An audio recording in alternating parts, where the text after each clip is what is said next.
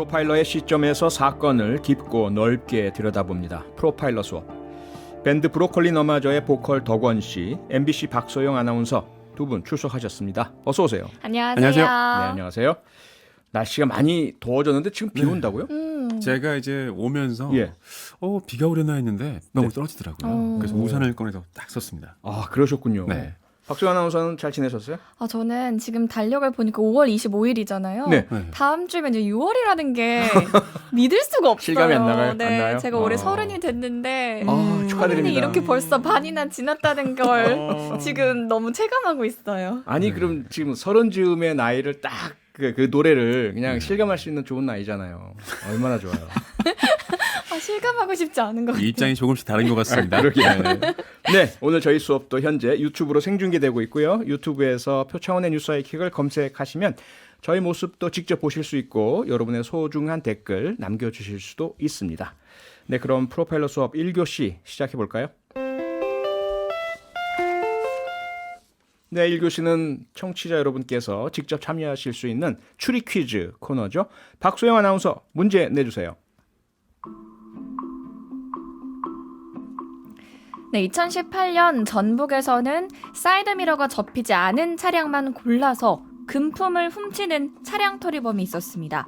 경찰은 CCTV로 범행 장면을 확인하고 용의자를 잡기 위해 이 땡땡 수사를 계획합니다. 경찰은 차 문을 잠그지 않은 채 몇 시간 동안 용의자를 기다렸습니다. 그러던 중 용의자가 나타나 갑자기 자동차 문을 활짝 열었고 차 안에 있던 형사들에게 긴급 체포됐습니다. 형사들의 차는 사이드미러가 접히지 않은 상태였기 때문에 용의자는 이 차를 절도 대상으로 삼은 거죠. 자, 여기서 문제 나갑니다. 경찰이 차량 토리범 체포에 활용한 이 땡땡 수사 무엇일까요? 1번 잠수, 2번 잠복, 3번 잠수복. 1번 잠수수사, 2번 잠복수사, 3번 잠수복수사. 야, 어렵네요. 어렵습니다. 경찰이 차량 토리범을 잡기 위해서 일부러 사이드 미러를 접지 않은 차량을 미끼로 던졌고 이 수사를 한 건데요. 네. 덕원 씨 네. 어려우니까 힌트를 좀 주셔야 될 것 같아요. 사실 근데 이 수사가 예. 이 형사물의 클리셰거든요. 그렇죠. 이 수사를 하는 모습을 되게 좀 재밌게도 많이 만들고 맞아요. 또 약간 네. 좀 하드보일드하게도 만들고 그러는데 그렇기 때문에 우리가 읽어보면 네. 자연스러운 것이 좀 있습니다. 예. 뭐 잠수수사, 잠복수사, 어. 잠수복수사 좀 이상하잖아요. 네. 네. 어유 더 어려워지는데요. 이게 너무 좀 박소영 아나운서는 재미가 혹시 잠복 수사하면 잘할 것 같아요? 저는 이 수사 땡땡 수사를 죄송합니다. 한다면 네, 땡땡 저는 잘할 것 같아요. 저 몸집이 작잖아요. 아, 예. 네. 그래가지고 아하. 쏙 숨어 이렇게 있다가 딱 기대고 있으면 안 보시겠네요.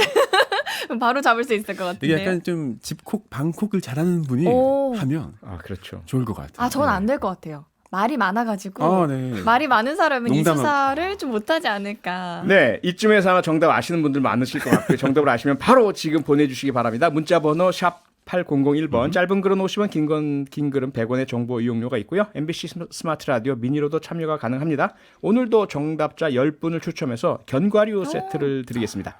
정답은 오늘 수업이 끝날 때쯤 박소영 아나운서가 발표를 해드리겠습니다. 자, 이쯤에서 그럼 저희들 잠시 광고 듣고 돌아오겠습니다. 네, 여러분께서는 지금 프로파일러 수업 함께 하고 계십니다. 2교시 시작할까요? 네, 박소영 아나운서 오늘 다룰 사건은 어떤 겁니까? 네, 오늘 우리가 다뤄볼 사건은요. 이제 우리 뉴스아이킥 청취자 여러분들이라면 다들 알고 계실 사건입니다. 네. 먼저 어제 방영됐던 MBC PD수첩 내용 잠깐 듣고 올게요. 이른바 포식형 보험범죄자들은 피해자를 물색하는 단계에서부터 치밀하게 살인을 계획합니다. 그래서 사건이 드러났을 때 초동 수사에 어려움을 겪는 경우가 많고 또 범행이 사실로 밝혀지면 보험금을 받지 못하기 때문에 자백하는 경우는 더 드물다고 합니다. 포식형 보험 범죄자와 가장 비슷한 유형의 인물을 우리는 이미 알고 있습니다. 계곡 살인 사건의 이은혜와 조연수가 그들입니다. 이 사건 계곡 살인 사건으로 저희가 지난번에 한번 다룬 적이 있었는데요. 네. 네. 근데 또 새로운 양상이 드러났습니다. 네, 이제 한 달 반 넘는 시간 동안 새로운 내용이 많이 드러났어요. 제가 처음 이제 여기 함께 하게 됐을 때 4월 초쯤에 우리가 프로파일러 수업에서 한번 다뤘었는데 네. 그동안 많은 내용들이 새로 드러났고 이제 다음 주면 이은혜, 조현수 피의자의 첫 재판이 열리거든요. 이번 주 금요일이죠? 네, 내일 이제 모레. 다음 주로 미뤄졌다고 미뤄졌나요? 네, 해가지고 이제 다음 주면 첫 재판이 열리는데 표디께 프로파일링 그래서 다시 한번 요청을 드리게 됐습니다. 네. 두 분 말씀처럼 사건 자체는 뭐 뉴스아이킥도 다뤘지만 많이 보도가 돼서 많이들 네. 알고 계시는데 그 이후에 또 새로운 사실도 드러나고 재판도 앞두고 있고 하니까 정리를 먼저 좀 해주시죠.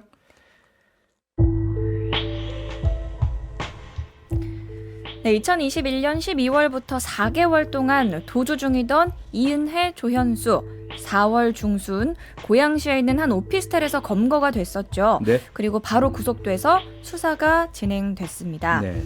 이은혜와 조현수는 어떻게 이렇게 긴 시간 동안 도피를 할 수 있었을까 알아봤더니 조력자가 있었거든요. 네. 이 계곡 살인 범행에는 4명의 조력이 있었던 걸로 파악이 됐습니다. 대부분 오랜 지인 혹은 친구 사이였고요. 이 조력자들 피의자들이 도피하는 동안 생활비 명목으로 1,900만 원을 건넸고요. 네. 이 도피처였던 고양시 오피스텔을 제공을 했습니다. 그리고 4월 말에 이은혜와 조현수의 도피를 도운 조력자 2명이 체포됐습니다. 네. 5월 초가 되고는 이제 검찰이 이은혜와 조현수를 살인 미수, 보험 사기 혐의로 재판에 넘겼고요. 네. 특히 이 물에 빠진 사람을 구하지 않아서 살해했던 혐의가 아니라 직접 살해했던 혐의로 변경이 됐습니다. 네. 이은혜와 조현수는 여전히 혐의를 부인하고 있다고 알려져 있고요. 이제 6월 3일이면 이들의 첫 재판이 열리고요. 앞으로 법정 공방이 치열해질 것으로 예상이 되고 있습니다. 네, 계곡살인 사건의 전개 과정에서 프로파일러로서 다시 한번 주목하는 포인트는 범죄적 자기 낙인입니다. 그 범죄적 자기 낙인이라면 그 낙인 찍는다고 하면 우리가 보통 뭐 어떤 이름 같은 거를 억지로 네. 강제로 붙이는 맞아요. 것인데 남한테 그렇죠. 이제 낙인 찍는다 이런 흔히 얘기 많이 많이 하죠. 하는데 손가락질 하면서. 예. 자기 낙인이라고 하면 그게 어떤 것이 좀 궁금한데요. 네, 뭐 낙인 효과란 말도 들어보셨을 테고요. 쟤는 범죄자야, 쟤는 안 돼, 쟤는 어쩔 수 없어라는 그런 외부의 시선들이 계속되고 반복되고 강해질 때 그 상대방은 자기의 정체성을 그렇게 인식을 해버리고 계속해서 그 길로 가게 된다, 뭐 이런 거죠. 범죄라면 범죄자의 길을 가게 되고요. 네. 그 과정에서 필수적으로 작용하는 것이 자기 낙인이에요. 자기 스스로가 외부인의 그런 시선을 받아들이지 않으면 그걸 극복해낼 수가 있어요. 난 아니야, 난 달라. 당신들이 보는 것과 달리 나는 착한 사람이고 난 성공할 거고 난 잘할 수 있어 라는 그러한 신념을 유지하는 한 자기가 원하지 않는 길로 빠지지 않고 중심을 잡을 수가 있거든요. 그런데 가장 그 터닝 포인트가 바로 자기 낙인을 하는 순간이에요. 그래, 맞아, 나는 그런 사람이야. 예. 지금 여러 가지 이제 분석들, 사안들 그 중심에는 도대체 왜 저럴까라는 우리들의 의문과 질문이 있잖아요. 네. 그리고 어떻게 저렇게 할 수가 있어? 라는 것들.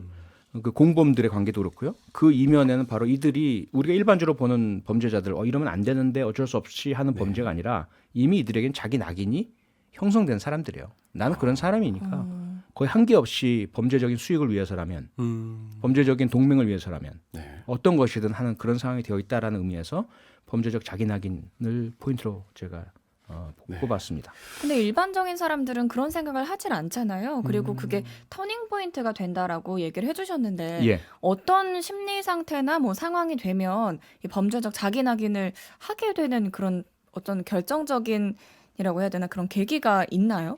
각자가 다 있지만 다양하죠. 이들의 경우에는 이미 청소년기에 자기 낙인이 형성된 것으로 보이고요.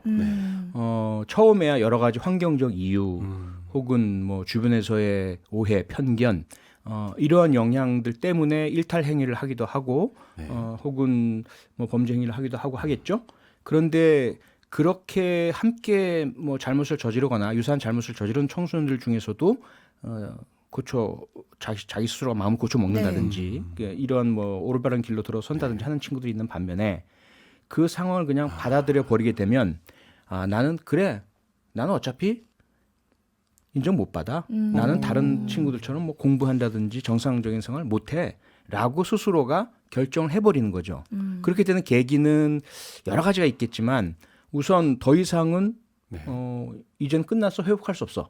나는 그런 소년원을 간다든지 주변에서 완전히 그런 이름이 알려지게 된다든지 혹은 유사한 그런 자기 낙인을 찍을 만한 사람들을 만나서 서로 함께 찍는다든지 아, 그런 이제 계기들이 그렇죠. 모여서 그렇겠구나. 되게 중요한 계기가 되죠. 돌이킬 수 없다고 생각할 때. 그러면 네. 그런 어떤 그 집단이 지금 이제 참 눈에 띄는 존재인데요. 뒤에서 조력을 해준 사람들, 네. 조력자들인 것 같아요. 이 조력자들은 사실 어떻게 봐야 될까요? 공범이라고 봐야 될까요? 방조나 뭐 이제 옆에서 수사 부추겼다고 봐야 지금 될까요? 법정에서 아마 구체적인 부분이 나오겠죠. 네. 가능성 여러 가지가 있고요. 네. 우선은 앞서 말씀드렸던 자기 낙인에 의해서 형성된 범죄적 하위 문화, 음. 유사한 형태로 우리는 어차피 이 세상에서 뭐 대학을 가건 직장을 얻건 이건 우리 길이 아니야. 이제는 인정받을 수 없을 것이다. 그렇죠. 우리는 라는. 범죄로 살아가는 사람들이야. 네. 라고 이제 생각하는 사람들끼리는 그 범죄자들끼리의 문화를 공유하게 돼요. 이것을 범죄적 하위 문화라고 합니다. 네. 그러니까 그게 당연한 거예요, 자기들은. 우리가 볼 때는 전혀 이해가 안 가고 이상하지만. 그래서 이렇게 도주 수배할 때도 네가 그런 상황 되면 내가 도와주고 그다음에 내가 그 상황 되면 네가 날 도와줄 거야라는 게 하나가 있고요. 네. 또 하나는 과연 그것만 있을까? 그 경우라면 이런 거액까지 그리고 자기가 공범으로 처벌받을 위험까지 감수할까?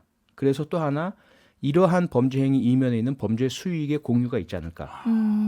특히나 그 피해자 네. 이은혜 남편분의 여러 재산 자산들 그 유족들이 주장하시기에는 거의 뭐 수억 원대에 달하는 재산이 없어졌다는 말씀을 하시잖아요. 네. 그리고 그 이면에 지금 공범들 중에 어떤 사람이 어떤 역할을 했는지는 A, B 이렇게 나오니까 정확하게 좀 공개는 안 되고 있지만 이들이 또 다른 범죄 행위, 있을 것이다. 예, 뭐 그 온라인 도박이라든지 이런 범죄 행위에 연루됐다라는 그런 좀 그 근거들 정황들이 있어요. 네네. 그렇다면 네, 그 범죄 행위에 그 남편의 돈들이 투입되고 사용되고 그리고 공유되고 있는 상황이라면 수천만 원 정도는 얼마든지 지원해주고 그리고 만약에 그렇게 지원을 안 해주면 이은혜가 잡혔을 때 다 불어버리면 자기들은 더 큰 아하. 책임을 지게 될 테니까 이러한 어떤 범죄적인 이익 공유의 문제도 있을 것 같습니다. 네. 그렇기 때문에 그 1,900만 원이라는 큰 돈을 예. 도피 자금으로 빌려주고 또 오피스텔도 제공을 네. 한 거라고 볼 수 있겠네요. 거의 공범이라고 봐야 되겠네요. 그렇게 보입니다. 그리고 또 이제 조금 아까 살짝 이제 얘기를 해주셨는데 이 이은혜, 조현수 그리고 조력자들은 이제 범죄적 하위 문화라는 네. 것들이 있었고 뭐 그런 의미에서도 이 사건뿐만이 아니라 더 큰 의미의 범죄 공동체였을 가능성도 조금 나오고 있는 것 같은데 네. 비슷한 맥락일까요? 네, 충분히 있죠. 그러니까 우선은 범죄적 하위 문화 속에 있을 때는 서로가 꼭 범죄적 공동체일 필요는 없어요. 각자가 자기 범죄를 하고 다니면서 그냥 자기들끼리는 어울려서 같이 술 한잔 마시고 털어놓고 자랑하고 난 여기서 이거 뭐 같이 털었어. 범죄를 저지르지 않더라도 예. 네. 그런데 그들이 함께 할 수도 있죠. 필요할 때. 그렇게 하다가 각자가 자기 나름대로의 범죄적 기술, 범죄적 경험, 범죄적인 공공관계를 가지고 범죄를 행하되 범죄적 하위 문화 속에서 서로 교류하고 또는 연락하고 필요할 때 도와주고 이런 관계였는데 야 이거 큰 건 있어 이번에 우리랑 같이 할래? 라고 하면서 특정 사건에서는 범죄적인 공동체가 될 수도 있습니다.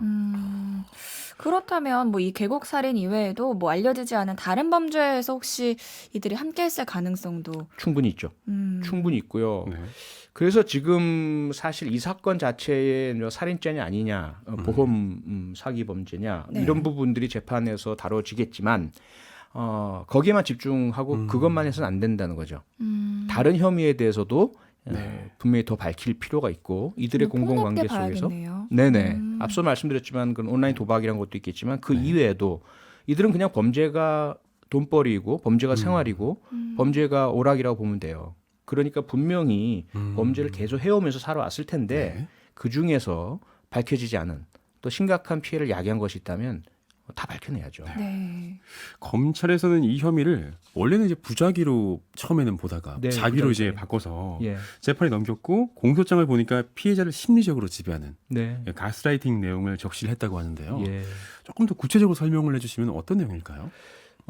최초에 이제 경찰이 검찰의 사건을 송치를 할 때는 네. 이제 부작위 살인 혐의를 적용. 구하지 않아서 살인한 거다. 그렇죠. 그건 지난번에 제가 설명을 네. 드렸었죠.